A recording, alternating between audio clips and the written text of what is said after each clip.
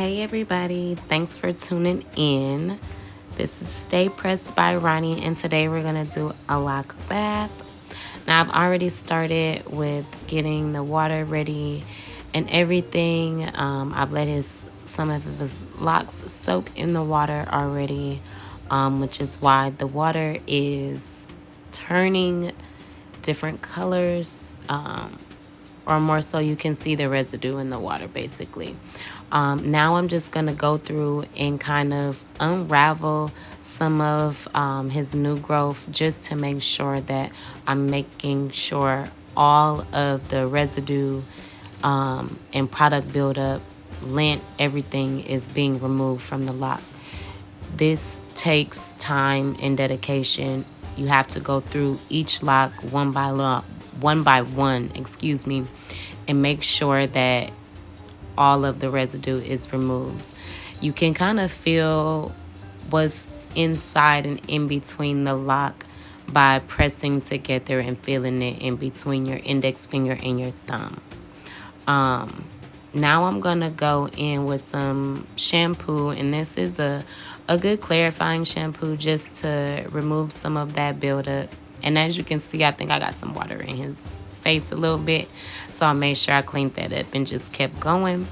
I'm going to shampoo thoroughly, focusing on that area 1 to 2 inches of hair off of the scalp, because that is where most of our product residue starts to build up. Notice I said starts to build up. You can get product residue along the ends and middles of your locks if you don't take care of them, but it starts in that 1 to 2 inches of new growth, and that's why you have to make sure you're staying on top and being consistent with detoxes and everything. Now I'm just gonna make sure I go through and I get every area of his scalp and of hair that I can touch and everything, making sure it's getting thoroughly clean.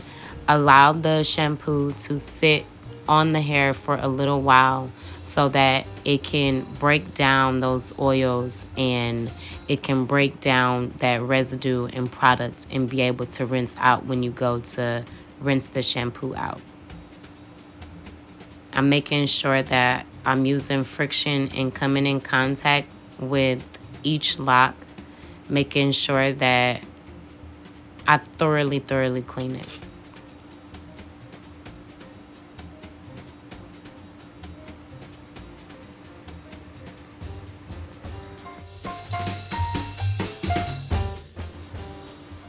I'm making sure that I squeeze them and get all of the residue that's deep down on the inside of the lock to make sure it comes out.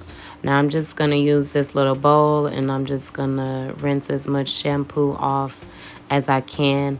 I only do this step because you can see more so a lot of the residue that's coming off, and I want to make sure that I'm able to see some results. So now I'm just going to drain the water out and I'm going to shampoo again. Basically doing the same steps that I just did, making sure whatever's residue is left behind after I just did that semi-rinse, that it comes all the way out. I'm making sure I'm shampooing the entire lock. I'm making sure that each lock is fully saturated and that I thoroughly just remove all of the buildup. Also, paying attention to the scalp as well. Buildup on the scalp is very important, and when you don't really care and clean the scalp, it can clog the pores and leads to stunted hair growth basically. Now I'm just going to go through and clean the ends of his locks. I know it looks like I'm being very aggressive, but this video is sped up, so it does look that way. But I am just going through and just making sure I kind of just wring all the dirt out. Basically, is just get as much dirt out as possible, and that's the objective with a lock bath. Is you kind of soak the hair in warm water so that it can loosen that dirt up. And you see me ask him to scoot some more back into the shampoo bowl so I can make sure I get each lock. That perimeter is the main locks that take the most damage and just lint and residue and everything. So I want to make sure I get those locks as well. They can most times be hiding under everything, especially when it comes for a shampoo. So I always want to make sure I get that back area as well. Kind of trying to loosen up the lock to try to break down some of whatever's left inside the lock. With his locks, they are a lot thicker just because of his hair texture. So just making sure I thoroughly clean and get deep inside the lock. Now I'm going to rinse everything out. I'm going to try to rinse everything out, all residue, shampoo, lint, everything out. Always make sure you can squeeze the hair too as well to make sure all the shampoo is rinsing completely out of the locks and you don't have any leftover residue inside the lock, which can lead to more product damage, which is what we're trying to avoid. Making sure I lift and move around the hair to get in between the locks is also important. There's so many times where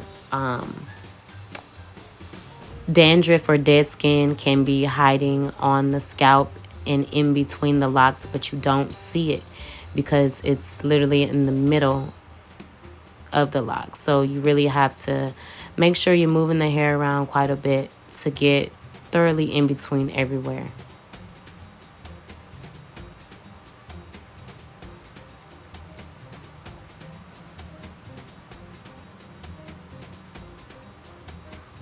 I make sure I rinse for at least 2 minutes. That's the minimum time I rinse for.